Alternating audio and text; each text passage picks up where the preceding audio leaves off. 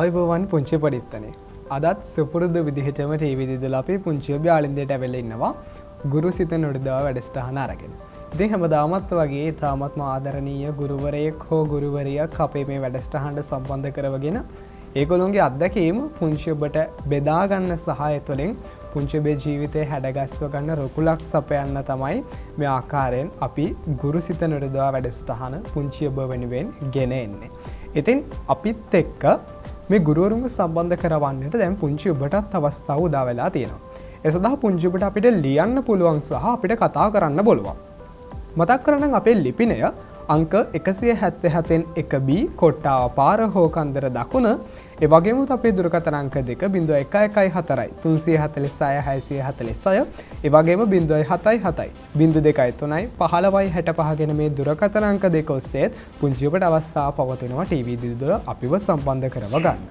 දැන් පුංචි ඔබ බලන් ඇත්තේ කවුද අද දවසේදී අපිත් එක්ක මේ සාකච්ඡාවට අපේ මැදිරියත් එක්ක එකතු වෙලා ඉන්නේ කියලා.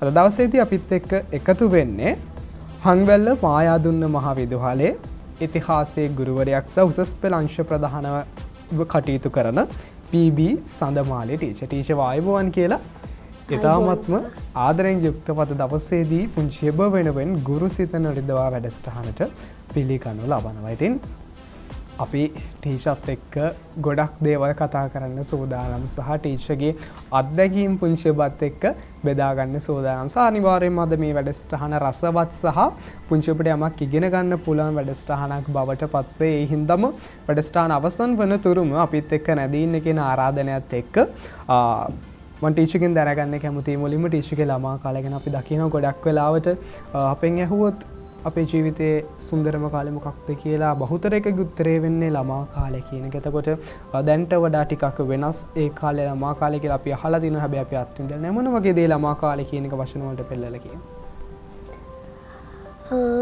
ඔව් පුතේ, අතීතයට යන්න ආයිත් අවස්ථාවක් හම්බුනොත් මං ගිහිල්ලා නතර වෙන්නේ මගේ ළමා කාලේ. ඒක ඒ තරම් ආදරණීයයි. ඒක සිහි කරද්දිත් පුදුමාකාර ආස්වාදජනක හැඟීමක් දැනෙනවා මට. මොකද කියනවා නම් කන්දක් පාමුල ගමක හැදිච්ච පවුලේ බාලයා මම. අපේ පවුලේ 4 දෙනෙක් හිටියා. ඒ පවුලේ බාලම ළමයා මම. එතකොට ගමේ මිනිස්සු කිව්වේ අම්මත් කිව්වේ බඩපිස්ස තමයි දඟම කියලා. එතකොට එහෙම ගෙවිච්ච සුන්දර ළමා කාලෙකින් තමයි පුතේ මගේ ජීවිතේ පටන් ගන්නෙ. පුංචි කාලේ හරි දඟ ළමෙක් කිව්වොත් හරි සමහරු කියනවනේ නෑ මම පොඩි කාලේ ඉඳලා හොඳට හැදුනා එහෙම කියලා. එහෙම කියන්න බෑ. මම පොඩි කාලේ ඉඳලා ටිකක් දඟ වැඩ කරපු ළමෙක්. එතකොට ගමේ ඉස්කෝලේට ගියේ. මට මතකයි මං පොඩි කාලේ ඉස්කෝලේ යනකොට අම්මා තමයි ඇඳුම් මහලා දෙන්නේ. අපිට කියලා වෙනම ටේලර් ෂොප් නෑ. එතකොට අපේ අම්මා තමයි අපේ ඇඳුම් මහන්නේ. ගොඩාක් තෙල් ගාලා අපේ අම්මා ඔලුව පීරලා ඉස්කෝලේට අපිව එක්ක ගියේ නෑ දැන් වගේ. ඒ කාලේ ස්කූල් වෑන් නෑ. පයින් යන්න ඕනේ. සෙරප්පු දෙකකුත් නෑ මට මතක විදිහට ඉස්කෝලේ 6 පන්තියට යනකම්. ගමේ ඉස්කෝලේට තමයි මම ගියේ. අද ඉස්කෝලේ මට මතක් වෙද්දී ඒකද වහලා. අද ඒ ළමයි ඔක්කොම නගරේ පාසලට ගිහිල්ලා අද ඒ පාසල වහලා දාලා තියෙන අද ඒක සංස්කෘතික මධ්‍යස්ථානයක්. මං එතනින් යනකොට මම අදටත් පුතේ මම මගේ ඉස්කෝල 3කට ගිහිල්ලා තිනවා. ওই ඉස්කෝල ගාවින් යනකොට මම මගේ වාහනේ ගියත් පොදු ප්‍රවාහනයක ගියත් මගේ ඉස්කෝලේ ගාවින් මං හිස නමලා යන තරම් කාරුණික වෙනවා. මට මතක් වෙනවා ඇලෙක්සැන්ඩර්ගේ ප්‍රකාශයක්. මම හොඳින් ජීවත් වීම පිළිබඳව මගේ පියාට ණය ගැති. ඒත් මම හොඳින් ජීවත් වීම පිළිබඳව මම වඩා හොඳින් ජීවත් වීම පිළිබඳව ණය ගැති මගේ ගුරුවරුන්ට. ඉතින් මම කියන චරිතය නිර්මාණය කරපු තැන මගේ පාසල. ඒක මට දේවාලයක් වගේ. ඒක මට පින්බිමක්. එතනින් යද්දි අදත් මම මහගෙදරට යද්දි ඉස්කෝලේ ගාව නතර වෙලා චුට්ටක් හරි බලලා යනවා. ඇහැට පොඩි හරි කඳුලක් වුණනවා එතනින් යද්දි. ඔහොම යනකොට ඉතින් අපේ ගමේ කැලෑවක් ලොකුවට තිබුණේ නැහැ. නමුත් ඉතින් ගමේ පාර දෙපැත්තේ ගස් කොළන් තිබුණානේ. ඔය ගස් කොළන් අතර යනකොට ඉතින් ඔය ජම්බු ගස්, වෙරළු ගස්, පේර ගස් ඕවා කාලා, ඔය ටික කාලා සුදු ගවුම සුදු නෑ කහට පාටයි. හරියට සුදු ගම කහට තිබුණා. මට මතකයි හොඳටම. ඉතින් අම්මගෙන් ගුටි පාර නොවැදිච්ච අවස්ථාවක් නැතුවම නොවේ. ඇයි ඉතින් තියෙන එක ගවුමයි නම් ඒක කහට ගාගෙන එනකොට අම්මලාට කොහොමත් කේන්ති යනවනේ. ඊට පස්සේ ඔය ඉස්කෝලේ උදේට නැගිටලා උදෙන්ම යන්න ඕනේ. හැබැයි අපි හොඳ පුරුද්දක් අපේ අම්මගේ තිබුණා. අපිට ඒ කාලේ පුතේ ශීතකරණයක් තිබුණේ මට මතකයි අපේ අම්මා රෑට උයන බත් වලින් පොඩි කොටසක් නෑඹිලි අයින් කරලා තියෙන උදේට මට කන්න. ඔය ටික කාලා ඔයාට කියන්නේ අපි හීල් බත් කියලා. ඔය හීල් බත් ටික කන්න ඕනේ අනිවාර්යෙන්. නොකා යන්න බෑ. අපි අම්මට බයයි. අපේ අම්ම සැරයි. අපි අම්මට බයයි. පස්සේ මේ ටික කාලා තමයි උදේට මම යන්න ඕනේ. දැන් මේක කෑවහම උදේට ආහාර ගන්න එක හොඳ පුරුද්දක්නේ. මේක කෑවට පස්සේ මට හොඳ හයියයි. ඉස්කෝලේ ගිය ගමන් අපි පන්ති කාමරයට නෙමෙයි දුවන්නේ ක්‍රීඩා පිට්ටනියට. සෙරපු දෙකකුත් නැහනේ. ඇත්ති තරම් සෙල්ලම් කරනවා. සෙල්ලම් කරලා ඉස්කෝලේ උදේම අපිට තියෙන්නේ ඔය ඉස්කෝලේ තිබුණ කුඹුරා. ඒ වගේම තිබුණා පොඩි වෙලක්. ඒකේ තිබුණා අපේ ප්‍රින්සිපල් මැඩම් කෙනෙක් හිටියේ. එයා වවලා තිබුණා ඔය එළවලු. ඔය එළවලු පාත්තේ උදේම සුද්ධ කරන්න ඕනේ. ඔක්කොම යන්නේ වැඩ කර ඉස්කෝලේ වැඩ කරන කලින් ඕක සුද්ධ කරන්න. ඕක සුද්ධ කරන්න ගිහිල්ලා ඔය වැඩ ටික ඉවර කරලා ඊට පස්සේ තමයි ඔන්න පන්සිල් අරගෙන පන්ති කාමරයට යන්නේ. අනිවාර්යෙන් ඒ කාලේ අපිට තිබුණා මිහිර කියලා පත්තරයක්. විජය කියලා පත්තරයක්. ඔය පත්තර කියවන්න ඕනේ පන්ති කාමරේදී. පන්ති හිටියේ මට මතක විදිහට ළමයි 20ක්වත් හිටියේ නෑ. ඒ 5 වසර පන්තියේ මුළු ඉස්කෝලේම ළමයි 100ක් හිටියේ නෑ මගේ මතකේ නිවැරදි නම්. මට පුංචි කාලේ මට හරි අමාරුයි පුතේ නයන්නේ තයන්නේ බඩ ගන්න. නයන්න ලියද්දී ඒක හරියට ලියන්නත් තයන්න ලියද්දී ඒක හරියට ලියන්නත් මට හරි අමාරුයි. ඉතින් එක දවසක් ප්‍රින්සිපල් මැඩම් මම ඒකයි කියන්නේ ගුරුවරු දෙවිවරු කියන එකට මම ඒකයි කැමති වෙන්නේ. ඒ ප්‍රකාශයට මම ආදරේ ඒකයි. ඒකට ගරු කරන්නේ ඒකයි. මම අපේ ඉස්කෝලේ තිබුණ වැලි පිල්ලක්. බ්ලැක් බෝඩ් එකක වැලි දාලා ওই වැලි පිල්ලට මාව අරගෙන ගිහිල්ලා මගේ මේ චූටි ඇඟිල්ලෙන් මම ලියන්නේ වමතින් ලේ එනකන් එයා මට ලියෙව්වා. දැන් අද එහෙම නම් ඕකට මානව හිමිකමුත් යනවා. නමුත් එදා මම ගෙදර ගිහින් කිව්වහම අපේ අම්මා කිව්වා ඉතින් ලියන්න දන්නේ නැහනේ. ඒකනේ ඔහොම කළේ කියලා. පස්සේ මම මේ අකුරු ටික හරියට එදායින් පස්සේ ලියන්න ඉගෙන ගත්තා. ඒ කියන්නේ මම අර කලින් කියපු ප්‍රකාශය මම හොඳින් ජීවත් වීම පිළිබඳව මම මගේ ගුරුවරුන්ට ණය ගැති වෙන්නේ ඔන්න ඔය කියන ගමේ තියෙන උග්ගල්ල කනිෂ්ඨ විද්‍යාලය කියන පාසල විසින් අපිට උගන්වපු හින්දා. ඒ කාලේ අපිට අතිරේක පන්ති යන සල්ලි නැහැ. අපේ තාත්තා පෙන්ෂන් ගිය රජයේ සේවකෙක්. ඉතින් අපිට එහෙම සල්ලි නැති නිසා අපි අතිරේක පන්ති යන්න අපිට උවමනාවක් තිබුණෙත් නැහැ. ගුරුවරු අපිට හරියට ඉගෙනුවා. හැබැයි ඉස්කෝලේ ශිෂ්‍යත්ව විභාගෙ තිබ්බා 5 වසරේදී. ශිෂ්‍යත්ව විභාගෙ ලියන දවසට කලින් දවසෙත් මට මතකයි අපි වෙලක එල්ලේ ගැහුවා. ඒ වුණාට අපේ අම්මා කිව්වා උඹ විභාගේ අනිවාර්යෙන් ෆේල් වෙනවා කියලා. මාර වැඩිනේ ෆේල්. ශිෂ්‍යත්ව විභාගේ ෆේල්. ඊට පස්සේ මං හිතුවා දැන් කාලේ වගේ නම් ඕක ෆේල් වුණාම අම්මලා හරි කලබල වෙනවනේ. ළමයිට හරියට දෝස් මුරේ නගනවනේ. ඒ වුණාට මට මතකයි මම ෆේල් වෙලා ඒ කාලේ තිබුණ වට දෙකකට ශිෂ්‍යත්වේ පාස් වෙන විදියක්. දෙවනි වටේට කොහොම හරි මට ලකුණු ටිකක් තිබුණ 100ට වැඩිය. ඒත් ඉස්කෝලේ වැඩිම ලකුණු ගත්ත ළමයා මම. කවුරුත් ඉස්කෝලේ පාස් වුණේ නෑ. පස්සේ මට නගරේ පාසලකට යන්න අවස්ථාව ලැබුණා. ඒත් ඒ කාලේ විවිධ ආර්ථික අපහසුතා තිබ්බා. මම නගරේ පාසලකට යනවා නම් සපත්තු දෙකක් ගන්න ඕනකම තිබ්බා. ඒ නිසා මම නගරේ පාසලට යන වැඩේ අතහැරලා දැම්මා. දැන් ඉස්කෝලේ 5 වසරට විතරයි තියෙන්නේ. 5න් පස්සේ ඉස්කෝලේ ආයි නෑනේ. දැන් ඊට පස්සේ කොහෙට හරි 6 වසරට යන්න එපාය. ඊට පස්සේ මම 6 වසරට අල්ලපු ගමේ ඉස්කෝලේට යනවා. ඔන්න ඔහොම තමයි පුංචි කාලේ අධ්‍යාපනය පටන් ගන්නේ. මට මතකයි මං කවදාවත් පෙර පාසලකට ගිහින් නෑ පුතේ. පෙර පාසල් අධ්‍යාපනයක් අපේ කාලේ මට මතක විදිහට තිබුණෙත් නෑ. පෙර පාසලකට ගිහිල්ලා අර పూర్ව ළමාවිය පිළිබඳ අත්දැකීම් අපිට තිබුණේ නෑ. එතකොට ඒ සියල්ල අපේ ගොඩනගන්නේ පාසල සහ අපේ මහගෙදර. ඒකට හේතුව තමයි අපේ ආච්චි අම්මා. මම එයාට ආදරයට කියන්නේ හොඳ අම්මා.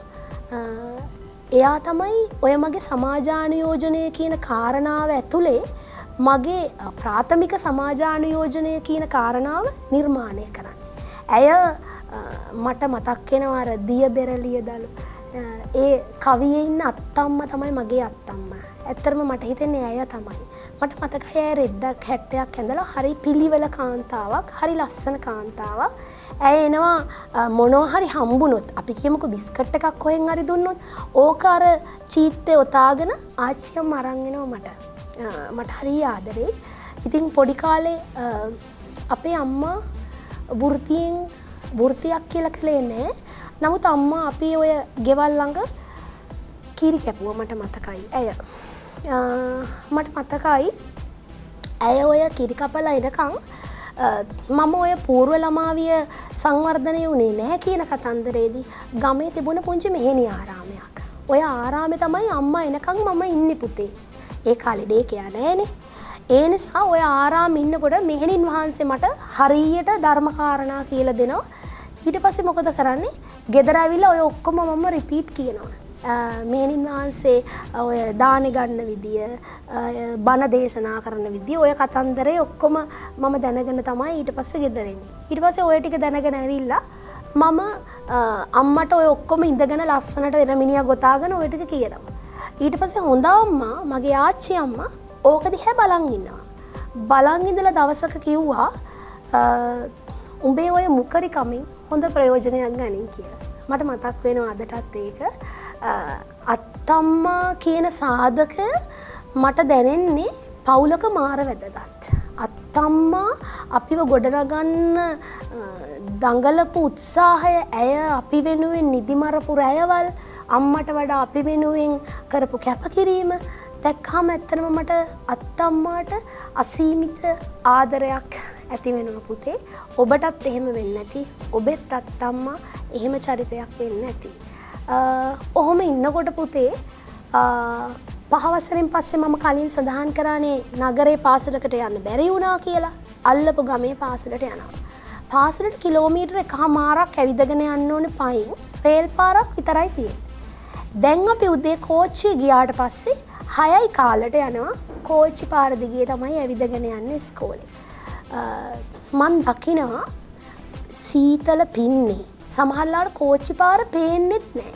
සීතල පින්නේ අපි කෝච්චිය පාර දිගේ ඉස්කෝලේට ඇවිදගෙන යනවා. මට මතකයි එතකොටත් මට තිබුණේ සෙරෙප්පු දෙකක්. මං හැබැයි කවදාවත් අපේ අම්මගෙන් අඬලා කිසිම දෙයක් ඉල්ලපු ළමෙක් නෙමෙයි. මම දැනගෙන හිටියා මගේ අම්මට කරන්න පුළුවන් වපසරිය. මම ඒව හොඳින් තේරුම් ගත්තා. මම කවදාවත් අම්මගෙන් අලුත් ගවුම් ඉල්ලලා නැහැ. මගේ උපන්දිනය මම විවාහ වෙනකන් සමරලා නැහැ. ඒකට හේතුව තමයි මම දැනගත්තා මගේ ගෙදරට කරන්න පුළුවන් වපසරිය කොච්චරද කියලා. මම හැමදාම මම කාවත් සමග සංසන්දනය කරන්නේ නැහැ. ඒකට හේතුව තමයි මම කැමති මම වෙන්න. ඔබ කැමති වෙන්නේ ඔබ වෙන්න. ඒ නිසා අපි කාත් සමගවත් සංසන්දනය කරන්න ගියොත් ජීවිතේ ඉතුරු වෙන්නේ වේදනාත්මක පසුගාමී තත්ත්වය. ඒ නිසා මට මතකයි මම ඉස්කෝලේ යනකොට 9 පන්තියේදී ප්‍රින්සිපල් සර් මට සපත්තු දෙකක් අරන් දෙනවා. ඒක තමයි ජීවිතේ හම්බුණු ලොකුම තෑග්ග මට. විශ්වාස කරන්න පුතා, මම පාසලේ ප්‍රධාන ශිෂ්‍ය නායිකාව. අදටත් ඒ පාසල දැන් 1-5 පාසලක්. ඒක අදටත් තියෙනවා අංගම්පිටිය කනිෂ්ඨ විද්‍යාලය. අදටත් ඒ පාසලේ වැඩිම ප්‍රතිඵල බිහි කරපු ශිෂ්‍යාව මම. මම ඒ ගැන අසීමිතව සතුටු වෙනවා. ඇයි? මම කිසිදු උපකාරක පන්තියකට ගිය ළමෙක් නෙවෙයි. ඒකට හේතුව මම අර කලින් කියපු එක ගුරුවරුන් විය යුත්තේ ප්‍රභාෂ්වර මනසක් තිබෙන පුද්ගලයන් කියලා මා ආසා තිබෙනවා. එවැනි මිනිසුන් මගේ ජීවිතේදී හමු වුණා. ඔවුන් නොවන්නට අද මා ගුරුවරියක් වන්නේ නැහැ. මට මතක් වෙනවා මගේ අංගම්පිටිය කනිෂ්ඨ විද්‍යාලයේ 7 පන්තියේ ඉඳලා සිංහල උගන්වපු යසවති ටීචර්. ඇය තවමත් ජීවතුන් අතර ඉන්නවා. මම ඒව ආදරයෙන් ගෞරවයෙන් සිහිපත් කරනවා. ඇයි? මට මතකයි මම ගණිතයට දක්ෂ නෑ. මම සිංහල ඔය රසාස්වාදයේ වගේ දේවල් කෙරෙහි වැඩි නැඹුරුවක් දක්වපු කෙනෙක්. පාසලේ මුළු පුස්තකාලයම කියවපු ළමයෙක් මම. ඒ නිසා මට මඩොල් දුවේ කොයි පිටුවේ කොතරින්ද කියලා මතක තිබුණා ඒ කාලේ. පස්සේ එතුමිය මාව යාගේ ගෙදරට එක්කගෙන ගියා. මොකද ඒ කාලේ අතිරේක පන්ති යන්න වත් කමකුත් නැහැ. අතිරේක පන්ති යන්න ලොකු නැඹුරුවක් අපේ ප්‍රදේශයේ තිබුණේ නැහැ. මොකද හවසට ගිහිල්ලා ළමයි සෙල්ලම් කරලා ඔය වෙල් වල වැඩ කරපු එහෙම ළමා කාලයක් තමයි තිබුණේ. පස්සේ එතුමිය ගිහිල්ලා මට පොඩ්ඩක් ගණන් කියලා දුන්නා. මගේ සාමාන්‍ය පෙළ සමත් වීමට ණය ගැති එතුමියට. නැත්තම් මං ගණිතය අසමත් වෙනවනේ. පස්සේ පාසලේ ප්‍රධාන ශිෂ්‍ය නායිකාව විදිහට දැන් කාලේ මම උගන්වන පාසලෙත් මම දකිනවා අපි ශිෂ්‍ය නායක වැඩමුළු තියෙනවා, නායකත්ව කඳවුරු තියෙනවා, දරුවන්ගේ පෞරුෂත්ව සංවර්ධන වැඩසටහන් තියෙනවා. අපි වරින් වර විවිධ වැඩසටහන් කරනවා. නමුත් ඒ කාලේ ඔවැනි පෞරුෂත්ව සංවර්ධන වැඩසටහන්, උපදේශනය, අධ්‍යාපන මනෝවිද්‍යාව ඔය වගේ සබ්ජෙක්ට් ගැන අපිට තිබුණේ අඩු දැනුමක්. මං හිතනවා ඒ කාලේ ගුරුවරුත් ඒ ගැන තිබුණේ අඩු දැනුමක් වෙන්න ඇතිද කියලා. නමුත් ඒ ගුරුවරු ඒ සබ්ජෙක්ට් එකක් විදිහට දැන නොගත්තට ඒක ඔවුන්ගේ අභ්‍යන්තරයෙන් අපිට ඉගෙනුවා. මට මතකයි ඉස්කෝලේ වේදිකාව. ඕකට මොකක් හරි එකකට නොගිය දවසක් මම නැති තරම්. මම නැගිටිනකොට ළමයි අහනවා. දැන් ඔයත් දක්ෂ කතිකයෙක්නේ. දවසක් අහනවා ළමයි නැගිටිනකොට මම ඉස්කෝලේ සාහිත්‍ය සමිතියේ වැඩිහිටියන්ට සලකමුද, ගුරුවරුන්ට ගරු කරමුද, පොදු දේපළ සුරකිමුද කියලා. ඒ කියන්නේ මම හැමදාම කතාවක් කරනවා. මොකක් හරි එකක්. දැන් ළමයිට මගේ කතා ටික පාඩම්. ඒ නිසායි මගෙන් අහන්නේ වැඩිහිටියන්ට සලකමුද, පොදු දේපළ සුරකිමුද, ඔය කතන්දරේ මගෙන් අහනවා. ඉතින් මම අන්න එහෙම ඉස්කෝලේ කියන වේදිකාව උපරිමයෙන් ප්‍රයෝජනෙට ගත්තා. මම දැන් දකිනවා පුතේ අපි දැන් ළමයිව මොනවා හරි තරඟයකට මොකක් හරි දෙයකට බලෙන් ඉදිරිපත් කරන්න ඕනේ. ඒ කාලේ අපිට එහෙම නෑ. අපි අවස්ථා අරගන්නවා. බලෙන් අරගෙන කොහොම හරි ඉදිරිපත් වෙනවා. කොහොම හරි පාසලේ නර්තන කණ්ඩායමත් ඔය අතර නියෝජනය කරනවා මම තමයි ඉස්කෝලේ වොලිබෝල් කණ්ඩායමේ නායිකාව. මම කලාප වොලිබෝල් තරඟවලට යනකොට මට මතකයි විනිසුරුතුමා කිව්වා මේ කොට ළමයා කොහොමද වොලිබෝල් ගහන්නේ කියලා. මට මතකයි. එතකොට මේ කොට ළමයා කොහොමද වොලිබෝල් ගහන්නේ කියලා ඇහුවාම මම නිශ්ශබ්ද වුණා. මම විශ්වාස කරනවා මිනිස්සෙක්ගේ බාහිර පෙනුමෙන් එයාව මනින්න බෑ. එයා තුළ තියෙනවා නම් අසීමාන්තික ධෛර්යයක්. එයාට පුළුවන් ඕනෑම අරමුණක් හඹා යන්න. ඉතින් මම මතකයි ඉස්කෝල කාලේ ඔය වොලිබෝල් කණ්ඩායමේ නායිකාව විදිහටත් කලාප ජයග්‍රහණ පාසලට ගේනවා. එතකොට අපේ ඉස්කෝලේ ගැන පරිබාහිර සමාජයේ කතා වෙන්න පටන් ගන්නවා.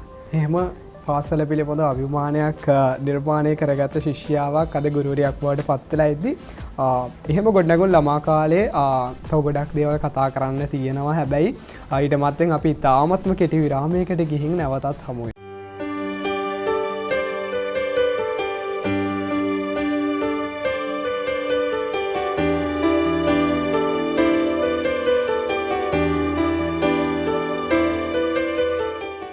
විරාමයෙන් පසු නැවතත් පුංචි ඔබ එකතු වෙලා ඉන්නේ ටීවී දිදුල ගුරු සිත නුරිදවා වැඩසටහනත් එක්ක. අද දවසේදී අපිත් එක්ක මේ සාකච්ඡාවට එකතු වෙන්නේ හංවැල්ල මායාදුන්න මහවිදුහලේ ඉතිහාසය ගුරුවරියක් සහ උසස් පෙළ අංශ ප්‍රධානව කටයුතු කරන පී.බී. සඳමාලි ටීචර්.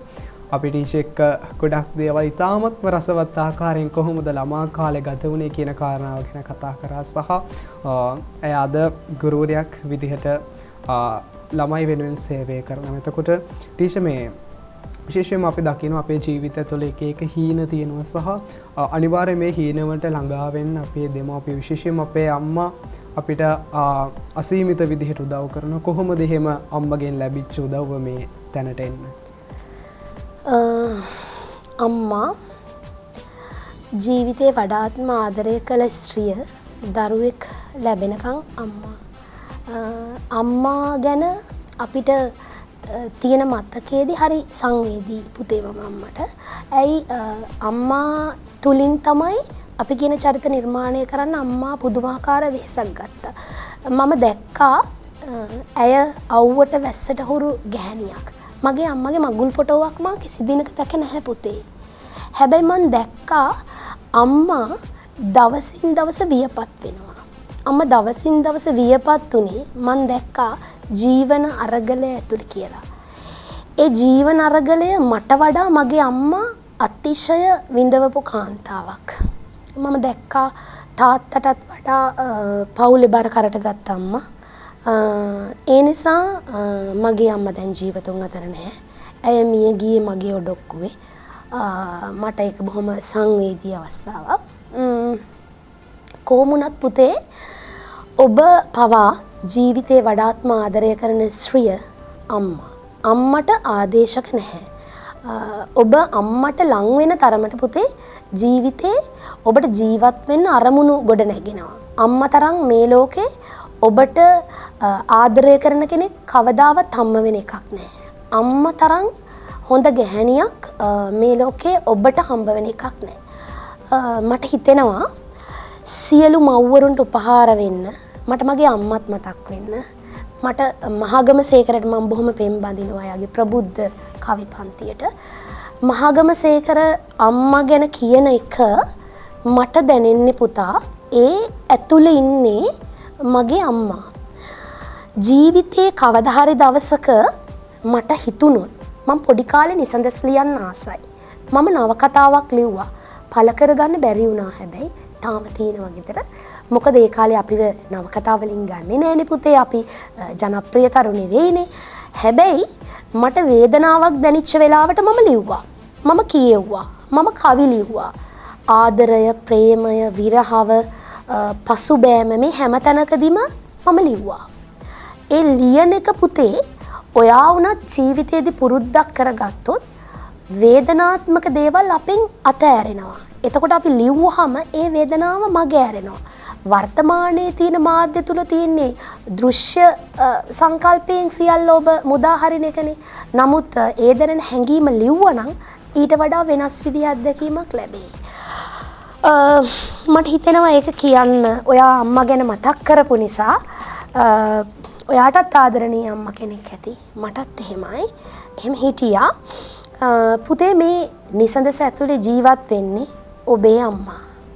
ඔබේ ජීවිත කතාවේ ආදරණීයම ස්ත්‍රිය. ඔබ දෙදන නිල් උඳු පියලිය බිම මත වැන්දේ ඔහු බැතිසිතින් අම්මා වැළලූ තැන මහ පොළවට.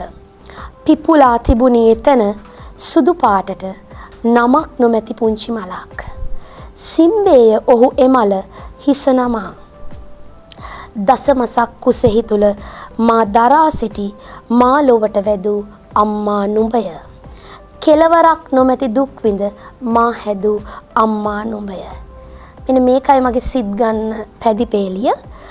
අඬන විට මා බඩගිනිව තම්බා බතල දලු ලුණු හා මුසු කොට බඩගිනි නිව් අම්මා ඔබය. උයා උදයෙන් නැගිට කඩයප්පන් තබා තේ කඩෙහි ලබා ඉන්සුළු වට්ටම් ජංගි ඇඳු අම්මා නුඹය. ගල්වා හිසෙහි තෙල් යහමින් එල්ලා කරහි පංචායුධය අල්ලාගෙන අතින්මා පාසලට එක්කන් ගිය අකුරු නූගත් අම්මා නුඹය.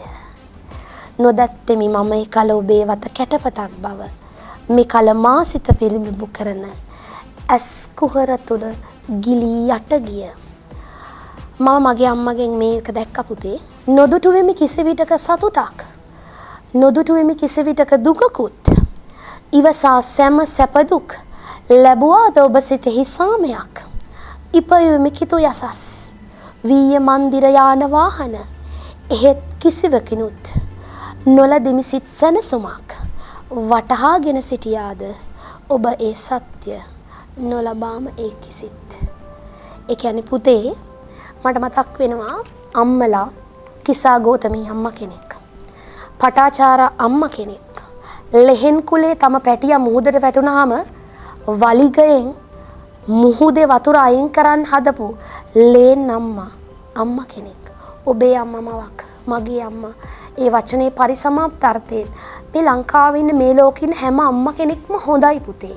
Tamanට පුළුවන් උපරිම මේ නිසඳසේ මා සිත් ගන්නවා එල්ලා කරහි පංචායුධය මා පාසලට අරගෙන ගිය අකුරු නූගත් අම්මා ඔබය. මට මතක් වෙනවා මේ වෙලාවේ මැක්සිම් ගෝකිගේ ප්‍රකාශයක්. මැක්සිම් ගෝකි කියනවා පුතේ අප මිනිසුන් තනිය යුත්තේ අප හා සමකිරීමට නොව අප පසු කර යාමටය. අම්මා හිතන්නේ නැති එහෙම මං ගැන.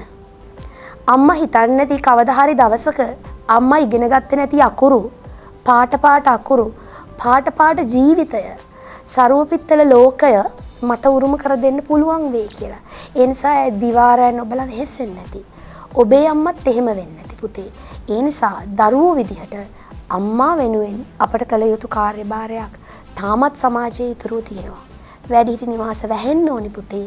අම්මලා ගෙදර ඉන්න ඕනි පුතේ. මහ පවුලක් වෙනුවෙන් අපි හැමෝම ආදරය කරන්න ඕනි. මේක තමයි මගේ අම්මා වෙනුවෙන් මට තියෙන හොඳම උපහාර නිසනස කියලා මට හිතෙනවා.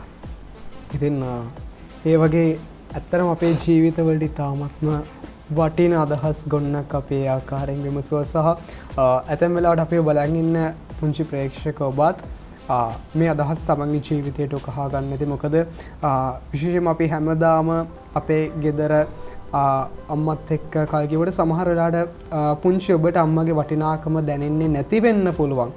හැබැයි ඒ වටිනාකම හොඳ ආකාරයෙන්ම උකහාගත්ත අපේ ආදරණීය ටීචර් කෙනෙක් තමයි ඒ ආකාරයෙන් පුංචි ඔබට ඒ වගේ අදහස් දැක්වුව එකත් එක්ක ටීචර් ඒ අම්මගේ අසීමිත කැපකිරීමත් එක්ක ඒ සුන්දර පාසල් අධ්‍යාපනයත් එක්ක ඊළඟට ප්‍රවිෂ්ඨ වෙන්නේ උසස් අධ්‍යාපනයට. එතකොට කවදා හරි අපි අපේ වෘත්තීය ජීවිතයට යද්දී මොනියම් හෝ හීනයකට ළඟා වෙන්න නම් උසස් අධ්‍යාපනය කියන්නේ අපේ ජීවිතයේ තීරණාත්මක කාලයක්. කොහොමද උසස් අධ්‍යාපනය ගත වුනේ?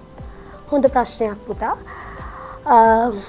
උසස් අධ්‍යාපනයට මම සමත් වෙලා යනවා ප්‍රදේශයේ තියෙන එකම ජාතික පාසල හංවැල රාජසිංහ මධ්‍ය විද්‍යාලයට.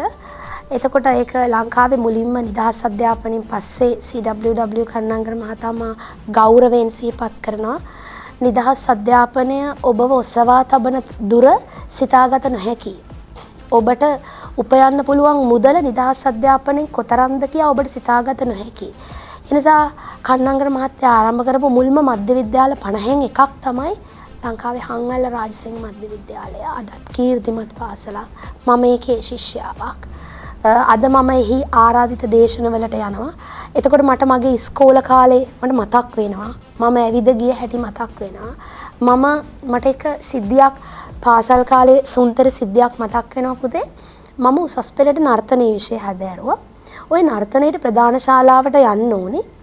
ප්‍රධාන ශාලාවට එක දවසක් ගිහිල්ලා කොහොම හරි ඔයාලා වගේ අපිට ඉතින් ඒ කාලේ පොඩි දඟ වැඩක් කරන්න එපාය. එක දවසක් කාල පරිච්ඡේද දෙකක්ම ඉඳලා ඉස්කෝලේ යන වෙලාවට යද්දී විදුහල්පතිතුමාට අහම්බෙන් අපිව හම්බ වෙනවා. තමාලා කොහෙද ගියේ? ඔහොමයි ඇහුවේ. පස්සේ මම උත්තර දෙනවා බොරු කියන්නත් බෑනේ. සර් කියනකොටම විදුහල්පතිවරු ළමයි හැරෙනකොටම දැනගන්නවනේ. ගුරුවරු ළමයි හැරෙනකොටම දැනගන්නවා. පස්සේ මම කිව්වා මෙන්න මෙහෙම පීරියඩ් දෙකක් කට් කළා. මොකද කළේ? අපේ ප්‍රධාන ශාලාවේ පිටිපස්සේ තියෙනවා පොඩි ගස් පිරිච්ච වගුරක්. ඕකේ අපි ගස් ඔට්ටු තිබ්බා. හෙට එක්කගෙන එනවා ගෙදරින්. ඔහොමයි පුතේ මට කිව්වේ. කොහොම හරි දැන් ගෙදරින් එක්කගෙන එන්න බෑ. අම්මාවොත් විසුමක් වෙන්නේ නැහැ. අපි කණ්ඩායම විදුහල්පතිවරයා කාමරයට එකමාරට යනවා. ගිහිල්ලා දන්න ගහලා වඳිනවා විදුහල්පතිවරයාගේ කැරකෙන පුටුව වටේට.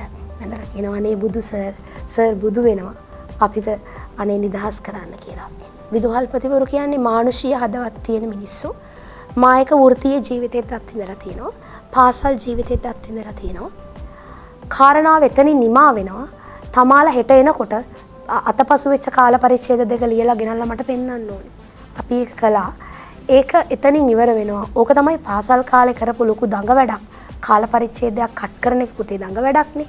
ඕක කරනවා. ඊට පස්සේ විශ්වවිද්‍යාලයේ ඒ පාසලෙත් මම ශිෂ්‍ය නායිකාවක් වෙනවා. අලුතෙන් ගියේ ඉස්කෝලෙත්.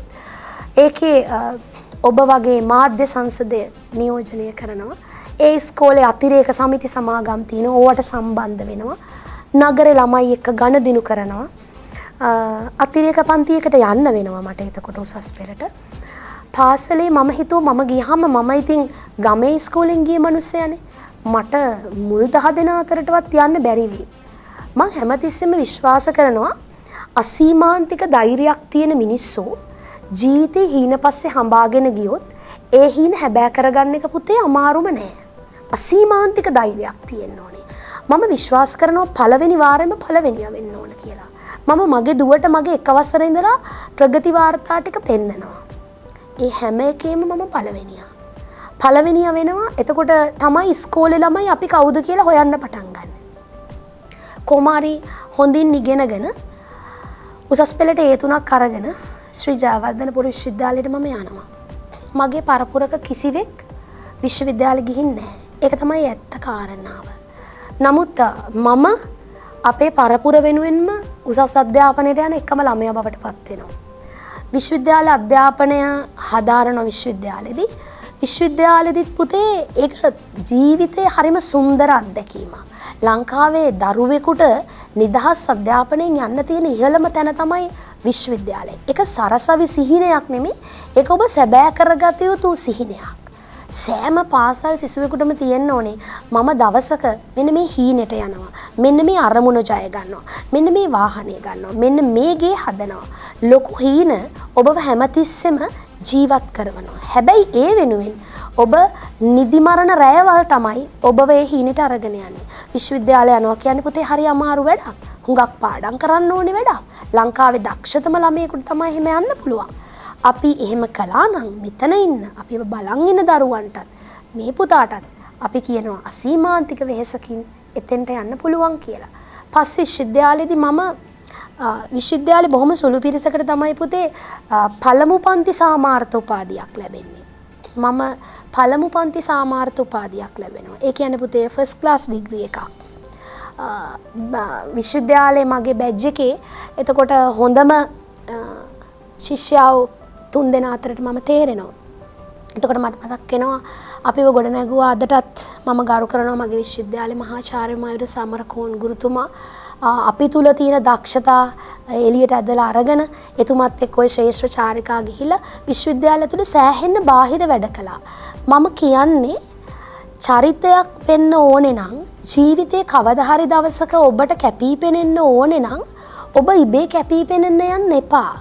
ඔබව ඉබේම කැපී පෙනෙනවා. ඔබ තුල පරිබාහිර දක්ෂතා ගොඩක් හදාගත්තොත්. ඒ කියන්නේ විශ්වවිද්‍යාලය ඇතුළේ පාසලේ ඇතුළේ ගුරු භූමිකාව ඇතුළේ ඔබට පැවරෙන පොඩි වැඩේ හරියට කළා නම් සමහර විට පොඩි කාලේ පෙර පාසලක ඔබට මලක් වෙන්න පුළුවන් පුතේ හම්බ වෙන්නේ. මල විදියට හරියට වැනුණා නම් ඒකත් හොඳ පාට් එකක්. හම්බෙන පොඩි වැඩෙත් හරියට කරනවා නම් පුතේ එතන තමයි ඔබේ සාර්ථකත්වය. මම දකින්නේ. එතකොට මම විශ්වවිද්‍යාලය ඇතුලේ හම්බෙන හැම වැඩක්ම කළා. ඒ පොතට විතරක් හිටියානම් සමහර විට අපිට බැරි වෙනවා හොඳ ගුරුවරු විදිහට ළමයින්ට ජීවිතය ගැන යමක් කියන්න. පරිබාහිර වැඩ කිරීම තුලින් තමයි ඒ කියන කුසලතාවය ගුරුවරයෙක් විදිහටත් ඔබටත් හැදෙන්නේ. ඒකෙතනින් මම අදහස් කරන්නේ පුතේ පාසල් පද්ධතිය තුල තියෙන විෂය සමගාමී වැඩත් එක්ක ඔබ අනිවාර්යෙන් බද්ධ වෙන්න ඕනේ. පාසලේ තියෙන සමිති සමාගම්, පාසලේ උදෑසන රැස්වීමේ අඩුම තරමේ ඔබ පොඩි හරි ඉදිරිපත් කිරීමක් කරන්න ඕනේ. ඒක මම විශ්වවිද්‍යාලෙත් කළා. ඒ අත්දැකීම නිසා අදටත් මට ගුරු ජීවිතයේදී ඔය ගුරු දිනවලදී නැටුමක් කරන්න ඕනේ කිව්වහම ටක් ගාලා යන්න හිතෙනවා. ටක් ගාලා ගිහිල්ලා ඉදිරිපත් කරන්න හිතෙනවා. එතකොට අන්න ඒ කියන කුසලතාවයේ හැදෙන්න නම් මගේ ආදරණීය දුවේ පුතේ ඔබත් එහෙම කැප වෙන්න ඕනේ. එහෙම කැපවීම ඇතුලේ අපි හැමෝටම දැන් විවිධාකාර වූ වෘත්තීය ජීවිතයට යද්දී එක එක වෘත්ති නියැලෙන්න පුළුවන්. දැන් ටීචර් තෝරගත්තේ ගුරු වෘත්තිය. මොකක්ද මේ ගුරු වෘත්තිය දකින්න විශේෂත්වය සහයි ගුරුවරියක් වෙන්න ආසාවක් ඇති වුණේ? මම ඔක පුතේ සමහර අවස්ථාවලදී කල්පනා කරනවා. මා සත්‍ය වශයෙන්ම කියන්නේ මට ලොකු හීනයක් ගුරුවරියක් වෙන්න තිබුණේ නැහැ. හැබැයි මට ඉස්සෙල්ලාම කිව්වා අපේ අම්මා උඹ කවදා හරි පුතේ ගුරුවරියක් වෙයන් කියලා. එතකොට මං කිව්වා ආපෝ ගුරුවරුන්ට පඩි අඩුයිනේ අම්මේ කියලා. ඊට පස්සේ විශ්වවිද්‍යාලේ ගියාම මහාචාර්ය මයුර සමරකෝන් සර්ව දැකලා මට හිතුණා මට ප්‍රොෆෙසර් කෙනෙක් වෙන්න ඕන කියලා. ඊට පස්සේ ආයි ඔන්න මට පොඩි කාලේ තිබුණ හරි ආසයි හඬ කවන්න යන්න ආසාවක් තිබුණා. හරි ආසයි මම ඔය කාටුන් වල හඬ කවන චරිත කරන්න.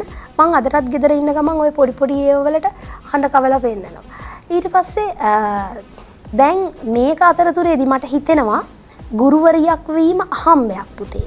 ගුරු විභාගයේ ලියලා ඒකට පැමිණීම අහම්බයක්. හැබැයි ආපු දෙවෙනි දවසේ මම මේ වෘත්තියට ආදරය කරනවා. මම උත්සාහ කරනවා මට මගේ ජීවිතේ හම්බුණු ගුරු දෙවිවරු වගේ ඒහා සම වෙන්න බැරි වුණත් ඒ මට්ටමට යම්තාක් දුරකට හෝ යන්න පුළුවන් වෙයි කියලා. ඒකට හේතුව තමයි මා කලිනුත් කිව්වා මට අතිරේක පන්ති යන්න බැරුව ඒක කළේ මගේ පාසල් ජීවිතයේ ගුරුවරු. මගේ විශ්වවිද්‍යාල ජීවිතයේ ගුරුවරු. ගුරුවරු එක දවසක් හරියට ඉගෙනුවේ නැත්තම් ලෝකය සියවසක් ආපස්සට යනවා. ලෝකය නිර්මාණය කරන්නේ ගුරුවරු විසින්. වෛද්‍යවරයා නිර්මාණය කරන්නේ ගුරුවරයෙක්. ඉංජිනේරුව නිර්මාණය කරන්නේ ගුරුවරයෙක්. යුරෝපා රටවල ඉහළම වෘත්තීන් අතර තියෙනවා ගුරු වෘත්තිය. ඒකට හේතුව තමයි කිසිම තමන්ගේ හිතේ මුකුත් කුකුසක් නැතුව තම දරුවා දියුණු වෙනවාසේ සලකන එකම පිරිස ගුරුවරයා. මා මිය යන්නෙත් ගුරුවරියක් වශයෙන්. මා අසීමිතව සතුටු වෙනවා මේ වෘත්තියට පැමිණීම සම්බන්ධයෙන්. ඒකට හේතුව තමයි මේකෙන් ලැබෙන ප්‍රතිඵලය. ඉමහත්. ඒ කියන්නේ අපි කියමු ඔබ විභාගයේ පාස් වුණොත් ඔබට ඒ සාමාර්ථයක් තිබුණොත් මම සතුටු වෙනවා. මම උසස් පෙළ ඉතිහාසයේ ගුරුවරියක් වශයෙන් මගෙන් අතිරේක පන්ති වලින් විශ්වවිද්‍යාලය යන දරුවෝ දැකලා ඔවුන්ගේ හීන හැබෑ වෙනවා දැකලා මා අතිශයින් සතුටටපත් වෙනවා. මේක තමයි මගේ නිරාම්ස සතුට. ඒ නිසායි මම ගුරුවරියක් වෙන්නේ. ඉතින් ඒ වගේ බලාපොරොත්තු කරනාවක් එක ගුරු වෘත්තිය ටීචර් වගේ ගුරු වෘත්තියත් එක්ක ලබන තෘප්තිය මහත්. ඉතින් ඒ වගේම තමා විශේෂයෙන්ම යම්කිසි වූ ළමයෙක් හොඳ තැනකට ගියාට පස්සේ දෙමාපියන් වගේ මේ හා සමාන සතුටක් ගුරුවරුත් අත්විඳින හැකින්දම තමා ගුරුවරු ඒ තරමටම ළමයින්ට සමීප වෙන්නේ සහ ගුරු වෘත්තිය කියන එක වන්දනාමානයට ලක්විය යුතු වෘත්තියක් බවට පත් වෙලා තියෙන. ඉතින් ඒ වගේ අපි ආදරණීය ලෙස අදහස් කරනාවක් බෙදාගත්ත සහ ඉස්සරහට තව ගොඩක් දේවල් කතා කරන්න තියෙනවා සහ ටීචර්ගෙන් තව ගොඩක් දේවල් දැනගන්න තියෙනවා. මොකද අත්දැකීම් කරනාවක් තියෙන ගුරුවරියක්. ඒ අත්දැකීම් මේ හෝරාව ඇතුළතදී සම්පූර්ණයෙන්ම බෙදා ගන්න බැරි වුණත් අපි හැකි උපරිමයෙන් පුංචි ඔබට ඒවා තින්න කරන්න උත්සාහ කරන විට මත්තෙන් අපි තාමත්ම කෙටි විරාමයකට ගිහින් නැවතත් හමු.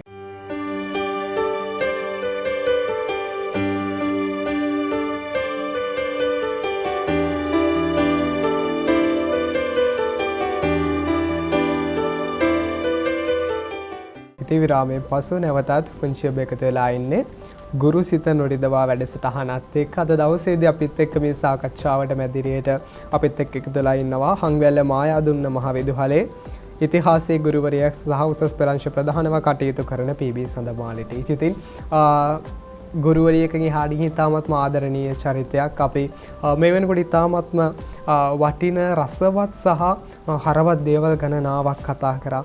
ඒකත් එක්ක දැන් ටීචර් උසස් පෙළ අංශ ප්‍රධාන කිව්වහම ටිකක් අංශ ප්‍රධානයට අපේ පුංචි ළමයි හරි බයයි. කොහොමද මේ උසස් පෙළ ළමයි එක්ක ගනුදෙනු කරද්දී තියෙන අත්දැකීම?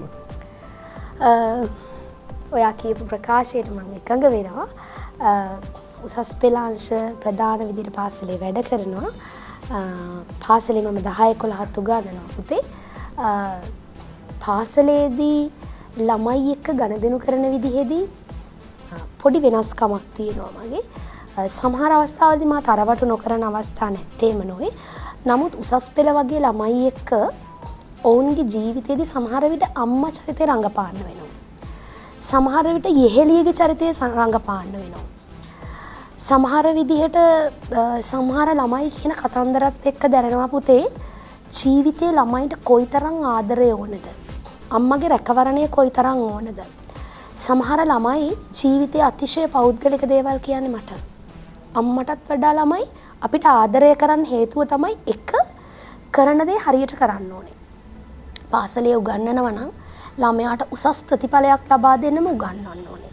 ළමයාගේ විනය බලනවා නම් එතරම්දී හරියටම විනය බලන්න ඕනේ. කිසිදු ભેදයකින් තොරව. තේරුණානේ? ඒ නිසා මට හිතෙන දේ තමයි හරි පහසුයි පාසලේ වැඩ කරන්න මට ළමයි එක්ක. ඒකට හේතුව තමයි ළමයි කවුරුත් දැන් ඉන්න ළමයි කවුරු හරි කිව්වොත් දඟයෝ කියලා ළමයි දඟයි තමයි. දඟ මල්ලක් තමයි කියලා අම්මා කියනවා කියන්නේ. ළමයි දඟයි. දඟ ළමයිට තමයි මම කැමති. හැබැයි දඟ ළමයි පාලනය කරගන්න ගුරුවරයෙක් විදිහට අපිට හොඳ පෞරුෂයක් තියෙන්න ඕනේ. ඒ පෞරුෂය විසින් අපිව ඔසවා තබනවා එතෙන්ට. අනිත් එක තමයි හොඳ විෂය දැනුමින් සන්නද්ධ ගුරුවරයෙක් වෙන්න ඕනේ. තමන්ගේ විෂය සම්බන්ධයෙන් මම උගන්වන්නේ උසස් පෙළ ඉතිහාසය. ඒතර මගේ විෂය සම්බන්ධයෙන් ළමෙක් ප්‍රශ්නයක් ඇහුවොත් මම ඒ සම්බන්ධව දැනගෙන ඉන්න ඕනේ. ඒක තමයි වැදගත්ම දේ. අනිත් එක හදිස්සි මම නොදන්න කාරණාවක් ඇහුවොත් මම ඒ ළමයාට පොරොන්දු වෙනවා. පුතේ මම බලලා හෙට කියන්නම්. මම එතනදී ඒ කාරණාව හොයනවා. සමහර ළමයි අපිට වඩා පුතේ පියවරක් ඉදිරියෙන් ඉන්න අවස්ථා තියෙනවා. මොකද දැන් ඉන්න ළමයි සෑහෙන්න දක්ෂයි. මම ඉගෙනගත්ත කාලයට වඩා දැන් ඉන්න ළමයි දක්ෂයි. ඒ අයත් එක්ක ගනුදෙනු කරන එක විශේෂයෙන් උසස් පෙළ වගේ එකත් එක්ක ගනුදෙනු කරන එක හරිම සීරුවට කරන්න ඕනි වැඩක්. මේක බොහොම මතු පිටින් නෙමේ. ඒක ඒ ක්‍රියාවලිය ඇතුළට බහැලා ඉගෙනුම් ගැනීම ක්‍රියාවලිය ඇතුළේ විශේෂ සමගාමී වැඩ යටතේ මෑතකදී අපේ පාසලේ කළා පොඩි කලා ප්‍රසංගයක් රසධාරා කියලා පාසල තුල හරි අපූර්ව වැඩසටහනක් කළා ළමයි එක්ක අර විෂය සමගාමී වැඩ කරනකොට බාහිර වැඩ කරනකොට ළමයා ගුරුවරයාට සමීප වෙනවා. ක්‍රීඩා උත්සවයක් තිබ්බොත් ළමයි බලනවා සඳමාලි මිස් වැටෙන්නේ මොන නිවාසෙටද. එතකොට ළමයි බලනවා ඇයි ළමයි එක්ක අපි කරට කර බහැලා ක්‍රීඩා කරනවා. එතකොට ඒගොල්ලොත් එක්ක වැඩ කරද්දී ඒගොල්ලෝ කැමතියි අපිත් එක්ක වැඩ කරන්න. ඒ නිසා ගුරුවරයෙක් වුණත් ඔබ පාසලේදී වුණත් අනිත් අයට ප්‍රිය වෙන තරමට මේ වැඩ කරන්න ලේසි වෙනවා කියන එකයි මට හිතෙන්නේ. ඉතින් ඒ වගේ උසස් පෙළ ලබුන් එක්ක ගනුදෙනු කරද්දී ඒ විදිහේ රසවත් සහ මේ ඉතාමත්ම ගැඹුරු විදිහට කරන්න ඕන දෙයක් මේ උසස් පෙළ ළමයෙක් විශේෂයෙන්ම ගනුදෙනු කරද්දී ඉතාමත්ම අපි කියන්නේ ඉතාමත්ම සියුම් විදිහට ගනුදෙනු කරන්න ඕන. ඉතින් ඒ විදිහට ඉතාමත්ම ආදරණීය විදිහට ළමයින්ට සමීප වෙච්ච ගුරුතුමියක් තමයි මේ විදිහට අද දවසේ අපිත් එක්ක එකතු වුණේ සහ අදහස් බෙදා ගනිමින් ඉන්නේ. ඒකත් එක්ක ටීචර් මේ අපි දකිනවා මේ ළමයි ගත්තාම විවිධ වූ දක්ෂතා තියෙන ළමයි ඉන්නවා. එතකොට මේ සමහර වෙලාවට ඒ ළමයින්ගේ දක්ෂතාවයන්ට ඇගීමක් ලැබෙන්නේ නැති අවස්ථා අපි දකිනවා.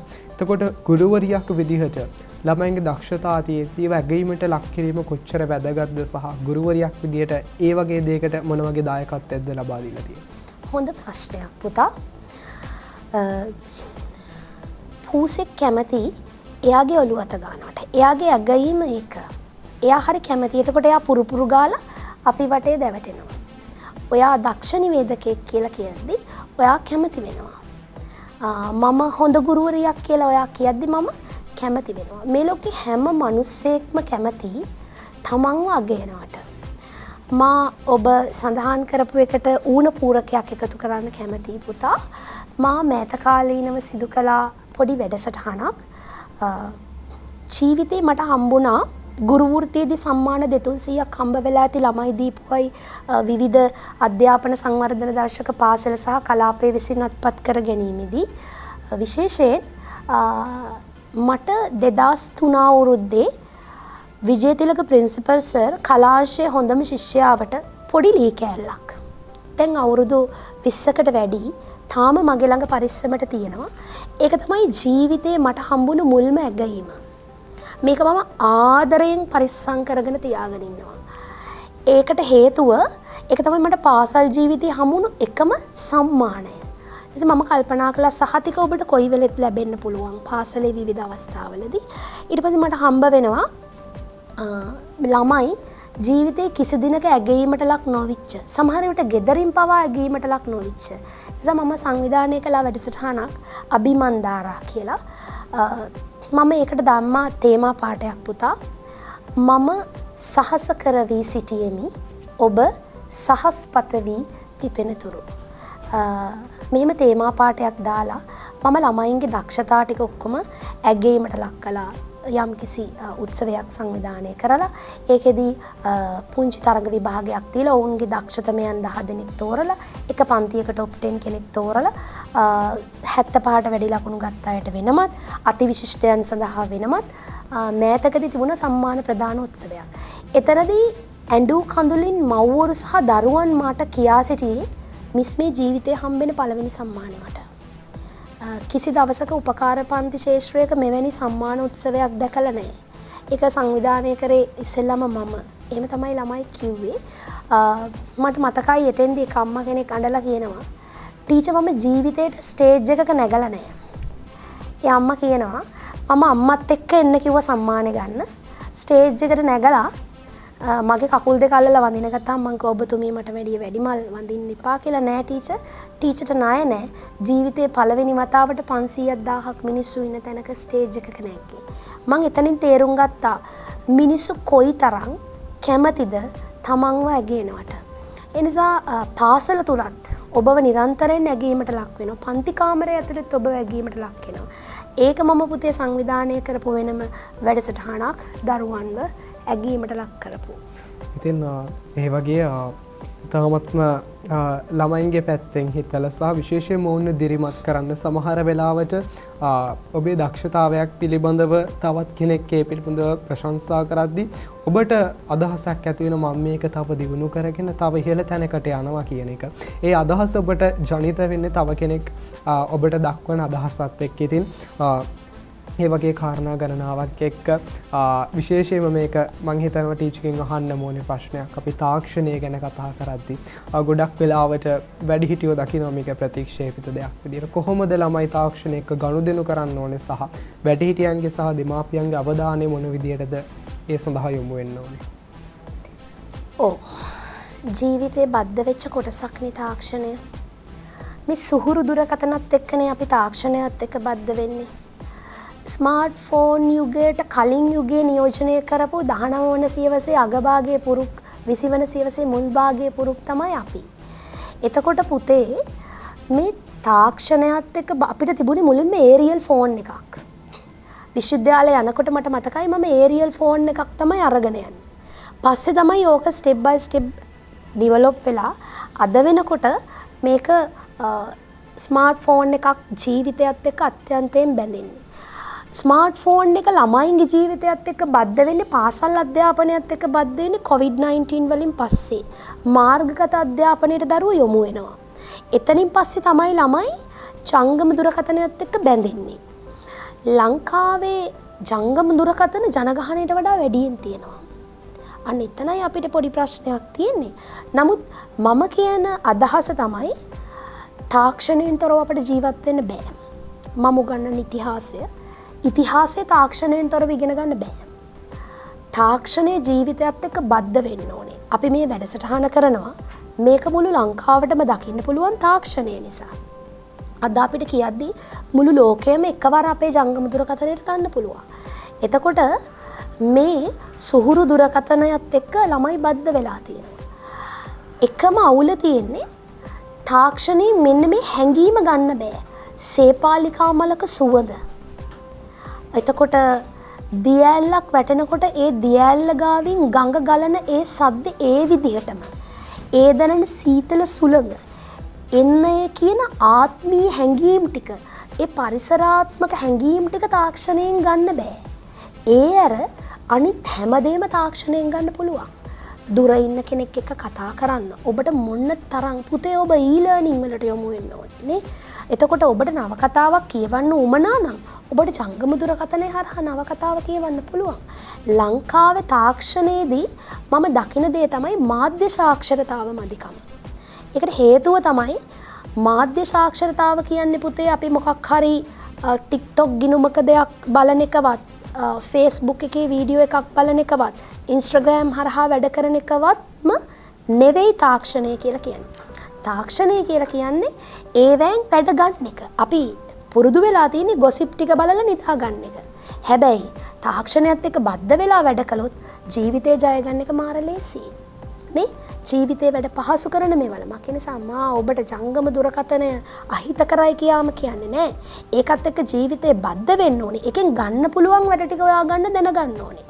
මොකද ඒකෙන් තමයි ජීවිතේ පහසු කරන්නේ. ඉතින් ඒ වගේ ඉතාමත්ම හරවත් අදහස් ගණනාවක් අපි ඇහුවා සහ මේ කියන දේවල් වලින් පුංචි ඔබට තේරෙන්නේ නැති ඔබට දැන් අවස්ථාව පවතින ඉතාමත්ම සුළු මොහොතකින් තප්පර ගණනකින් ඔබට අවශ්‍ය කරන ඕනෑම දෙයක් පිළිබඳ අවබෝධයක් ලබා ගන්න තාක්ෂණය කරා. හැබැයි මේ තාක්ෂණයෙන් පුළුවන් ඔබට අනිත් පැත්තෙන් ඔබේ සම්පූර්ණ ජීවිතේම විනාශ කරගන්න යොදව ගන්න. තමන්ගේ ජීවිතේ සාර්ථක කරගන්නත් තමන්ගේ ජීවිතේ විනාශ කරගන්නත් මේ කියන දොරටු දෙකෙන් තමන් යන්නේ මොන දොරටුවේද කියන කාරණාව පුංචි ඔබට දෙවරක් හිතන්න බාරයි. ඒ කාරණාවත් එක්ක අපි කෙමෙන් වැඩසටහන අවසානය කරලා නගාවෙද්දී මම ටීචර්ගෙන් දැනගන්න කැමතියි මෙහෙම ටීචර් වගේ ගුරුවරුන්ගේ ඒ වටිනා ආදරණීය අදහස් පුංචි ළමයින්ට බෙදා ගන්න මේ ගෙනෙන ගුරුසිත නොඩදවා වැඩසටහන ගැන ටීචර් මොන වගේ අදහසක්ද තියෙන්නේ? මං හිතන්නේ දිදුල ටීවී කියන්නේ දරුවන් සහ දරුවන් වෙනුවෙන් තියෙන එකම නාලිකාව විය යුතුයි සහ ඒක ආගමික වැඩසටහන් විකාශය කරන නාලිකාවක්. දරුවන් වෙනුවෙන් නාලිකා නැති තරම් ලංකාවේ. එතකොට එහෙව් සමාජයක ළමයි තමයි ලෝකේ වැදගත්ම. ළමයා ලෝකේ නිර්මාණය කරන්නේ දරුවන්නේ. ඒ දරුවන් වෙනුවෙන් නාලිකාවක් තියෙන එක අර කියන මේ බහුවිධ මාධ්‍ය අතරේ ළමයින්ගේ ලෝකේ ලස්සන කරනවා. මම ආසයි රූපවාහිනිය නරඹන්න ළමයි වෙනුවෙන් තියෙන වැඩසටහන් තියෙනවා නම්. ළමුන් වෙනුවෙන් තියෙන වැඩසටහන් අඩු සමාජයක ළමුන් වෙනුවෙන් මෙවැනි කාර්යයක් කිරීම හරි අමාරුයි. ඒක උඩුගම්බලා පීනනවා වගේ ලොකු වැඩක්. මේක සියල්ල අලෙවිකරණය වෙච්ච සමාජයක් තුල මෙහෙම වැඩක් කරන එක මම හිතන්නේ පහසුයි කියලා. ඒ හින්දා මම හිතනවා හැම වැඩක්ම අපහසුයි. හැම වැඩක්ම අපහසුයි. මට මතක් වෙනවා මම ඉතිහාසයේ ගුරුතුමියක් හින්දා ලියනාඩෝ ඩාවින්චි මොනාලිසා අඳින්න ගන්නවා අවුරුදු 16ක්. අවුරුදු 16ක් අඳිනවා ප්‍රංශයේ ලූවර් කෞතුකාගාරයේ අද තියෙන මොනාලිසා චිත්‍රය ලෝ වැඩිම මිල අධිකම චිත්‍රය. මේ චිත්‍රය අඳිද්දි මොනාලිසා කියලා බලනවා පුතේ ගෑනු ළමයි මැරුණාම ඒගොල්ලන්ගේ මූණු වල පේශි කොහොමද? hina වෙද්දි පේශි කොහොමද? ඇස් වැඩ කරන්නේ කොහොමද? ඒගොල්ලන්ගේ හැඟීම් මූණේ ඉරියව් පෙන්වන්නේ කොහොමද? ඇඳලා මහන්සි වෙලා ගන්න නිර්මාණය තමයි අදටත් ලෝකේ මිල අධිකම නිර්මාණය මොනාලිසා. එහෙනම් අසීමිත කැපකිරීමක ප්‍රතිඵලයකින් තමයි ජයග්‍රහණ ලැබෙන්නේ. මං හිතන්නේ ඔබේ වැඩසටහනත් එහෙම අසීමිත කැපකිරීමක් කරලා දරුවන් සඳහා ලෝකය නිර්මාණය කිරීමට දරන ප්‍රයත්නයක්. අනිත් එක ගුරුවරුන්ගේ ජීවිතයේ අදහස් බෙදා හදා ගන්න ලැබෙන අවස්ථා හරි අඩුයි. ඒගොල්ලන්ට නිතරම ඉගෙනුම් ඉගැන්වීම් ක්‍රියාවලියට යන්න වෙනවා. ඒ නිසා ඒගොල්ලෝ හැමතිස්සෙම කැමති තමන් ගැන අදහස් බෙදා හදා ගන්න තැනක් තියෙනවා නම් මං හිතන්නේ මේකට හොඳම තැන. මේ හොඳම තෝතැන්න. එතකොට ගුරුවරයෙකුට දරුවෙකුට නිදහසේ පවුලේ මිනිස්සුන්ට බලන්න පුළුවන් වැඩසටහනක් තියෙනවා කියන්නේ පවුලේ හැමෝටම එකට ඒකත් හරි වැදගත් පුතේ. මම හිතන්නේ මේ සියල්ල කැටිවිච්ච වැඩසටහනක් මේක. ඒ නිසා මා බොහොම කැමැත්තෙන් අදාවේ. මා බොහොම කැමැත්තෙන් මේ වැඩසටහන සම්බන්ධ වුණේ. ඔබත් එක්ක ගනුදෙනු කළේ බොහොම කැමැත්තෙන්.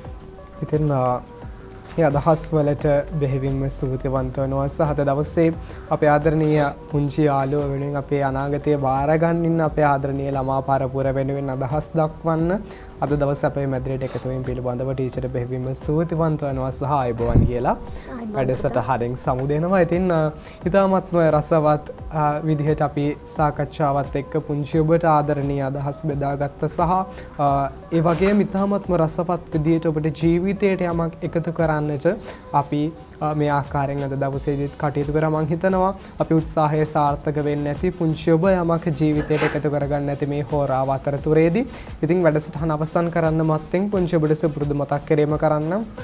ඔබට අවස්ථාව පවතිනවා ඔබේ කැමැතිම ගුරුවරයා හෝ ගුරුවරියෝ අපේ වැඩසටහනට සම්බන්ධ කරවන්න. ඒ සඳහා අපේ ලිපිනේ සහ දුරකථන අංක 2 පුංචි ඔබට විවෘතයි. මතක් කරගන්න අපේ ලිපිනේ අංක 177 1B කොට්ටාව පාර හෝ කන්දර දකුණු. ඒ වගේම තුමා අපේ දුරකථන අංක 2 0114 346 646. ඒ වගේම 077 02 3 15 65 කියන මේ දුරකථන අංක දෙක ඔස්සේ පුංචි ඔබට අවස්ථාව පවතිනවා ටීවී දිදුල අපිව සම්බන්ධ කරව ගන්න. ඉතින් දවසක මෙවැනි හරවත් රසවත් ආදරණීය කතා බහකින් පුංචි ඔබේ ආලින්දයට මේ බලාපොරොත්තුවෙන් අපි අදට සමු ගන්නවා. පුංචි ඔබට ජයග්‍රාහී හෙට දින.